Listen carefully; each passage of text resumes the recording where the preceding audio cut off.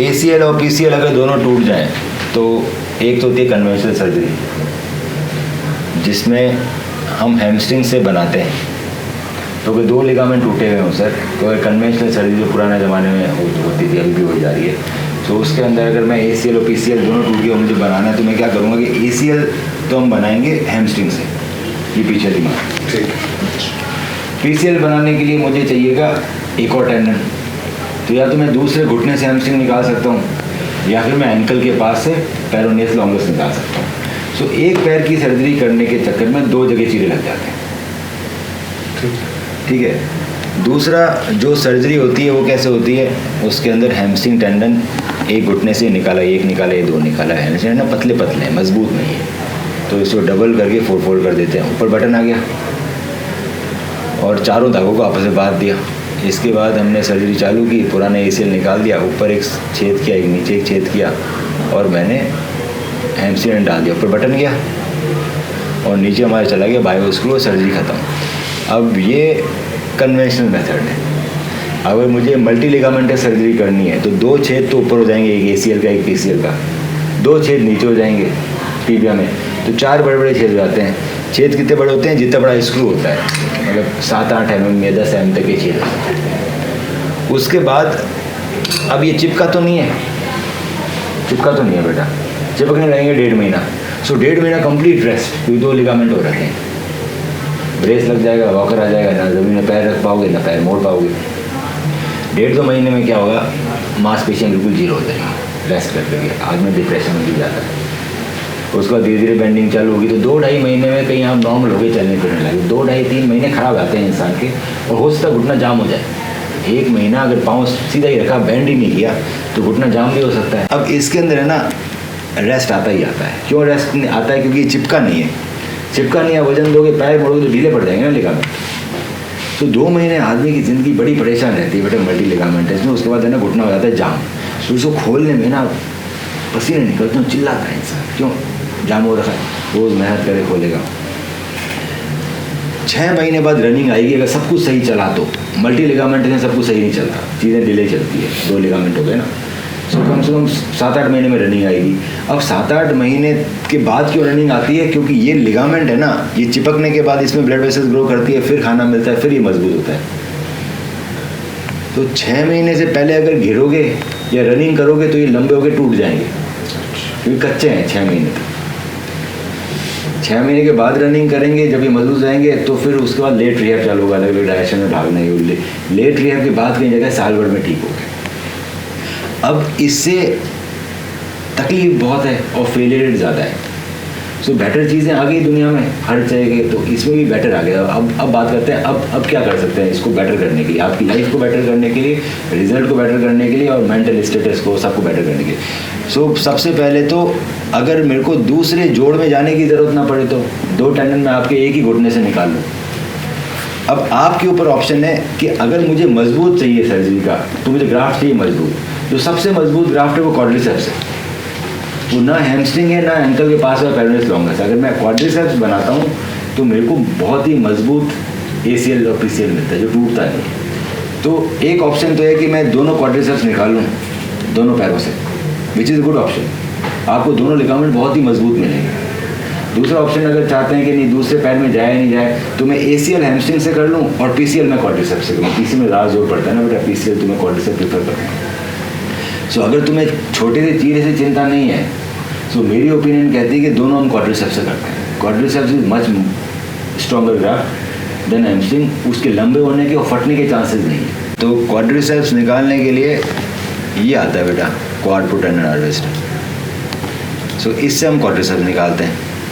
तो ये अब ये एक ही निकलेगा मोटा, पतले दुबले कई सारे निकलेंगे, तो ये ना लंबा नहीं होगा सर्जरी के बाद, ना फटेगा, इसके फटने के और लंबे होने के चांसेस कम है। और स्ट्रॉन्गेस्ट है ये सबसे स्ट्रॉन्गेस्ट है। अब जो मैं चीज़ें बोल रहा हूँ वो हम चेक कर सकते हैं, गूगल पे कुछ भी लिखो, पीछे नाम लगा दो रिसर्च पेपर, सो आपको फालतू के वीडियोस नहीं दिखाई देंगे, आपको एक ऑथेंटिक मेडिकल जर्नल के रिसर्च पेपर ही आएंगे। वो रिसर्च होती है बेटा, 100 पेशेंट में क्वाड्रिसेप्स करा, 100 में हैमस्ट्रिंग किया, 100 में पेरोनियस लॉन्गस किया, 2 साल के लिए हमने देखा, तो देखा कौन सा बेटर है। सो क्वाड्रिसेप्स है ना एक ही निकलेगा मोटा, तो दिखने पे भी मोटा होता है। मतलब जब से मैंने क्वाड्रिसेप्स करना चालू किया है, मैंने हैमस्ट्रिंग को रेयरली हाथ लगाया है। कभी पेशेंट ने मना कर दिया, कभी ऐसा इंडिकेशन है, उसी में फिर क्या, बाकी हमेशा क्वाड्रिसेप्स। इसके बटन का नाम फाइबर टैग है, हैमस्ट्रिंग के बटन का नाम अलग है, इसका अलग है, तो डिज़ाइन अलग अलग है दोनों की। दूसरा ये मोटा भी निकलता है, 10 mm तक का निकल सकता है। हैमस्ट्रिंग 7-8 का ही निकलता है। ये ज़्यादा मोटा निकलेगा, ज़्यादा मजबूत निकलेगा, छोटे चीज़े से निकल जाएगा बेटा। जो निकालेंगे वो वापस उग जाएगा, है ना। तो पहली चीज़ तो हमने बेटर करी कि हमने क्वाड्रिसेप्स टेंडन ले लिया। दूसरा बेटर करते हैं कि भाई 2 बड़े छेद ऊपर, 2 बड़े छेद नीचे में तो बहुत ही पेन है, पेन भी तो कम करना चाहिए ना इंसान का। तो छेद करेंगे फ्लिप कटर से, तो दर्द कम होगा। नॉर्मल में इतना छेद होता है, फ्लिप कटर में इतना छेद होता है, तो पेन कम होगा। सर्जरी के बाद सिग्निफिकेंट पेन रिडक्शन मिलेगा, क्योंकि 2 छेद ऊपर, 4 छेद हो जाएंगे। सो फ्लिप कटर से हम अगर छेद करेंगे, वो किस तरह से होता है, वो ऐसे होता है। सो इसके अंदर ये फ्लिप कटर अंदर आके खुल जाता है, ऊपर भी फ्लिप कटर, नीचे भी। तो फ्लिप कटर से ना पेन कम होगा। बटन आजकल एडजस्टेबल आते हैं। एडजस्टेबल मतलब ये बटन तो है एंडो बटन, ये नॉन एडजस्टेबल है। बटन और ग्राफ के बीच का डिस्टेंस से बदल नहीं सकता, फिक्स रहता है। एडजस्टेबल बटन का मतलब ये है कि ग्राफ बटन डालने के बाद 2 धागे खींचना, अपना आप टाइट हो रहा है, यहाँ पे लॉक लगता रहता है। सो ऊपर भी एडजस्टेबल सिस्टम लगा रखा है और नीचे भी एडजस्टेबल सिस्टम है। ये ABS लूप है, एडजस्टेबल लूप। तो दोनों टाइट होने वाले लूप है, नीचे भी बटन आ जाएगा। अब बटन लगने से फ़ायदा हमें क्या मिलते हैं? एक तो हमारा पेन कम हो गया, दूसरा सर बटन में आप बेंडिंग कर सकते हो पहले जैसे। तो घुटने जाम होने के चांसेस कम है अगर मैं बटन लगा लूँ तो। स्क्रू में बैंड कर दो तो स्क्रू बैकआउट हो जाता है। स्क्रू का फिक्सेशन अंदर है ना, स्क्रू का फिक्सेशन अंदर है, तो बेंडिंग करोगे तो स्क्रू बैकआउट होने के चांस होते हैं, इसलिए धीरे धीरे बेंडिंग आती है। और मल्टी लिगामेंट तो बेंडिंग आती ही नहीं है, क्योंकि वो अलाउ नहीं करते हैं। बटन का बेनिफिट है कि बेंडिंग आ सकती है, बटन ना बैकआउट नहीं हो सकता। या धागे से लगा हुआ पीछे कैसे निकल जाएगा, निकल ही नहीं सकता ना, स्क्रू अनवाइंड हो सकता है। सो बेंडिंग होने से जाम नहीं होगा। अब चीज़ भाई परेशानी कहाँ है? परेशानी ये है कि चीज़ 6 सप्ताह तक चिपकी नहीं है, तभी तो तुम बेड पे हो। रेस्ट किसको चाहिए? रेस्ट चाहिए लिगामेंट को। लिगामेंट को हम रेस्ट दे नहीं पा रहे, तो भैया पूरी बॉडी को रेस्ट दे डाला बार ब्रेस लगा के। यही है ना, बॉडी को रेस्ट देने से क्या हुआ? मसल वीक पड़ गई और घुटना जाम हो गया। 15 साल पहले इंटरनल ब्रेस बन गया। तो इंटरनल ब्रेस के लिए मुझे चाहिए फाइबर टेप और मुझे चाहिए एंकर।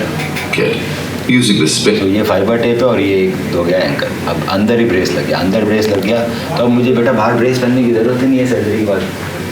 तो ब्रेस की ज़रूरत नहीं है, वॉकर की ज़रूरत नहीं है, किसी की ज़रूरत नहीं। तो you can walk from day 1, पैर बैंड कर सकते हो, और ब्रेस भी नहीं है, वॉकर भी नहीं। इस वाले में ब्रेस वॉकर की जरूरत नहीं, ब्रेस अंदर ही लगा दिया ना, अंदर लगा दिया, तो बाहर चाहिए नहीं। दूसरा बेंडिंग बैलेंस आ गई।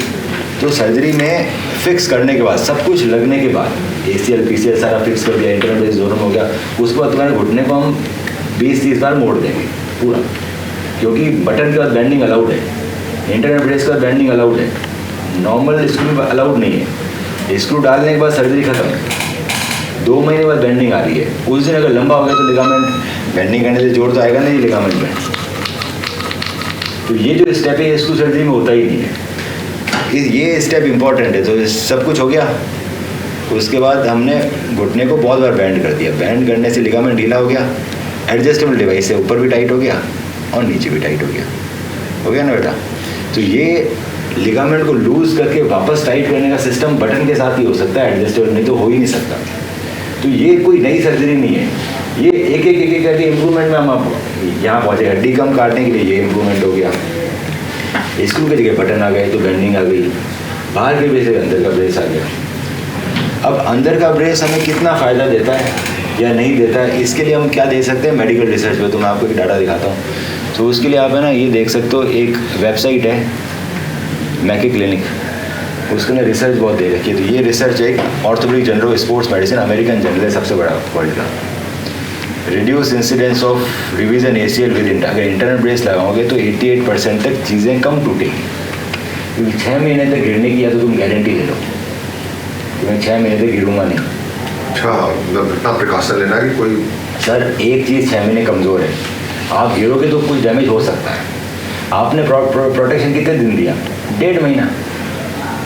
1.5 महीने के बाद घर से बाहर निकल रहे हो, फिसल गए तो 6 महीने के बाद फिसलोगे तो टूटने के चांसेस कम। अगर अंदर ब्रेक रहेगा तो बचा लेगा ना, जैसे आपका सीट बेल्ट है। इसलिए बेटा ये रिड्यूस इंसिडेंस है। अब इस तरह के मल्टीपल रिसर्च पेपर है, आप देख सकते हो।